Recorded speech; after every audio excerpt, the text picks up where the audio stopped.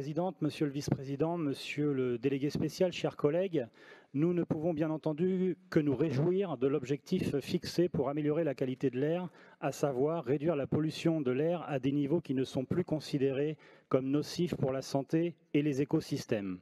Alors nous sommes bien sûr favorables à la création de forêts, aux aides pour l'acquisition de véhicules propres, bien qu'il faille reconnaître que les 15 600 véhicules financés ne sont qu'une goutte d'eau dans cet océan de 6 millions de voitures que compte notre région. Nous sommes favorables à l'accompagnement des agriculteurs pour réduire les émissions d'ammoniac, favorables aux actions visant à dépolluer les enceintes souterraines ferroviaires, favorables aux actions de ventilation des espaces intérieurs et enfin défavorables, comme vous, aux aménagements délirants de la mairie de Paris concernant le boulevard périphérique. Comme vous le voyez, nous pouvons nous rejoindre, monsieur le délégué spécial, sur un certain nombre de points. Mais bien que l'objectif global de ce rapport soit effectivement louable, permettez-moi tout de même d'apporter quelques éléments complémentaires. D'abord, remarquez que ce rapport s'inscrit dans le cadre du calendrier de la Commission européenne annoncé publiquement à l'automne dernier, qu'il n'est donc en aucun cas une initiative de la région, tout juste une déclinaison de la fusion de 2 directives qui, de manière concomitante, est proposée en ce moment au Parlement européen. Les objectifs y sont d'ailleurs repris quasiment au mot près, aligner plus étroitement les normes de l'Union sur les recommandations de l'OMS pour la Commission européenne, se rapprocher des nouveaux seuils recommandés par l'OMS dans votre rapport.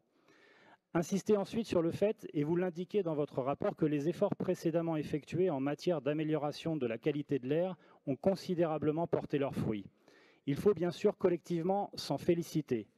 Ceci dit, sans minimiser les progrès qu'il reste ici ou là à accomplir, à ce stade de la lutte contre la pollution, au regard des résultats atteints, au regard d'un article de la Tribune de février dernier se basant sur les données de l'adresse qui indique que l'espérance de vie en bonne santé augmente sans discontinuer depuis 2008, et au regard des mesures lourdes dont il est dorénavant question pour améliorer la qualité de l'air, je crois qu'il convient de s'interroger sur nos priorités et le mode de société que nous souhaitons.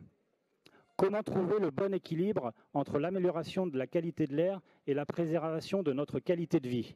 En d'autres termes, à quoi servirait de mieux respirer s'il faut en étouffer socialement? La crise sanitaire nous a démontré que l'époque que nous vivons est propice aux dérives liberticides. En l'occurrence, le dispositif des ZFE, ces zones à fortes exclusions, en sont une pour des millions de Franciliens et de Français. De plus en plus de collectivités s'y opposent en demandant leur annulation, leur suspension ou encore en proposant des aménagements.